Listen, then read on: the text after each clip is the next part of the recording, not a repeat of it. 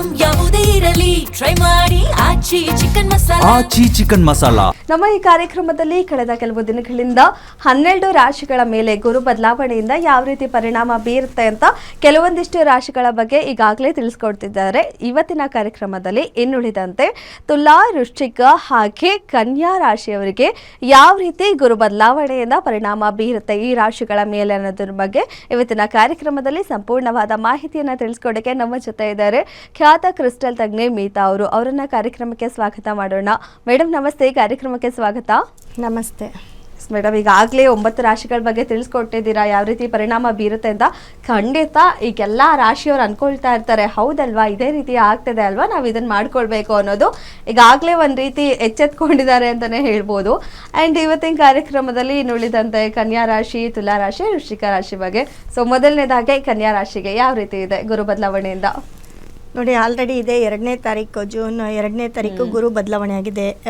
ಮಿಥುನ ರಾಶಿಯಿಂದ ಕಟಕ ರಾಶಿಗೆ ಆಲ್ಮೋಸ್ಟ್ ನಾನು ಸಿಂಹ ರಾಶಿಯವರೆಗೂ ಗುರು ಬದಲಾವಣೆಯಿಂದ ಏನೇನೆಲ್ಲ ತೊಂದರೆಗಳಾಗತ್ತೆ ಮತ್ತು ಏನೇನೆಲ್ಲ ಶುಭ ಫಲ ಇದೆ ಅಶುಭ ಫಲ ಇದೆ ಅನ್ನೋದನ್ನು ಹೇಳ್ತಾ ಬಂದಿದ್ದೀನಿ.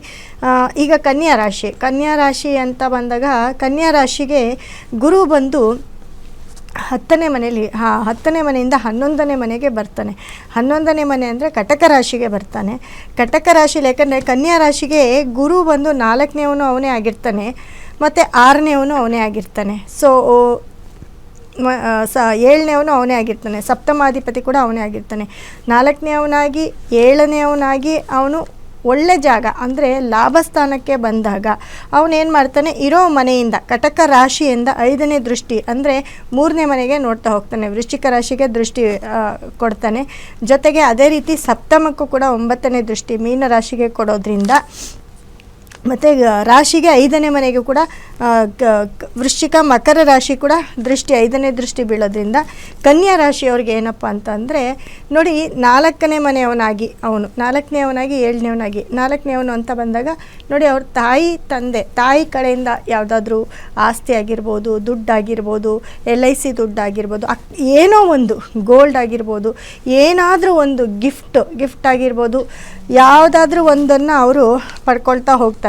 ಅದು ಧನಸ್ಸು ರಾಶಿ ಅಂತಂದರೆ ಗುರು ಅಧಿಪತಿ ಆಗಿರ್ತಾನೆ. ಸೊ ಈ ಗುರು ಬದಲಾವಣೆಯಿಂದ ಕನ್ಯಾ ರಾಶಿಯವರಿಗೆ ಈ ಒಂದು ಯೋಗ ಅಂತಂದರೆ ಹಳೆಯ ಆಸ್ತಿ, ಪಿತ್ರಾರ್ಜಿತ ಆಸ್ತಿ ಆಗಿರ್ಬೋದು, ತಾಯಿ ಕಡೆಯಿಂದ ಲಾಭ ಅಂತ ಹೇಳ್ಬೋದು. ಅದು ಗೋಲ್ಡ್ ಆಗಿರಲಿ, ದುಡ್ಡಾಗಿರಲಿ, ಅಥವಾ ಏನೋ ಒಂದು ತುಂಬ ಕಾಸ್ಟ್ಲಿ ಬಟ್ಟೆ ತಕ್ಕೊಟ್ರು ಕೂಡ ತಾಯಿ ತಕ್ಕೊಟ್ಟಿದ್ದು ಅಂತ ತುಂಬ ಚೆನ್ನಾಗಿ ಅದನ್ನು ಪ್ರೀತಿಯಿಂದ ಇಸ್ಕೊಳ್ತಾರೆ. ಹಾಗಾಗಿ ಕನ್ಯಾ ರಾಶಿಯವರಿಗೆ ತಾಯಿಯಿಂದ ಹೆಲ್ಪ್ ಆಗುತ್ತೆ ಅಂತ ಹೇಳ್ಬೋದು. ಜೊತೆಗೆ 7ನೇ ಮನೆ ಅಂತ ಬಂದಾಗ 7ನೇ ಮನೆ ಅಂತಂದಾಗ ನೋಡಿ, ಯಾರು ಕನ್ಯಾ ರಾಶಿಯವರು ಪಾರ್ಟ್ನರ್ಶಿಪ್ಪಲ್ಲಿ ಏನು ಕೆಲಸ ಮಾಡ್ತಿರ್ತೀರಾ ಅಥವಾ ಒಂದು ಬಿಸ್ನೆಸ್ ಅಂತ ಯಾವುದೇ ಒಂದು ಬಿಸ್ನೆಸ್ ಆಗಿರ್ಬೋದು, ಒಂದು ಸಣ್ಣ ಅಂಗಡಿ ಆಗಿರ್ಬೋದು ಅಥವಾ ಒಂದು ದೊಡ್ಡ ಕಂಪನಿ ಆಗಿರ್ಬೋದು, ಈ ಥರ ಯಾವುದರಲ್ಲಿ ಪಾರ್ಟ್ನರ್ಶಿಪ್ಪಲ್ಲಿ ಮಾಡ್ತಿರ್ತೀರ ಅವರೆಲ್ಲರಿಗೂ ಕೂಡ ಈ ಒಂದು ಟೈಮಲ್ಲಿ ನೀವು ಕನ್ಯಾ ರಾಶಿಯವರು ಏನೇ ನಷ್ಟ ನೋಡಿದ್ರು ಈ 2ನೇ ತಾರೀಕಿಂದ ಆಚೆಗೆ ನಿಮಗೆ ಗುರು ತುಂಬ ಸಪೋರ್ಟ್ ಮಾಡೋದ್ರಿಂದ ತುಂಬ ಚೆನ್ನಾಗಿ ಕ್ಲಿಕ್ ಆಗ್ತೀರಾ.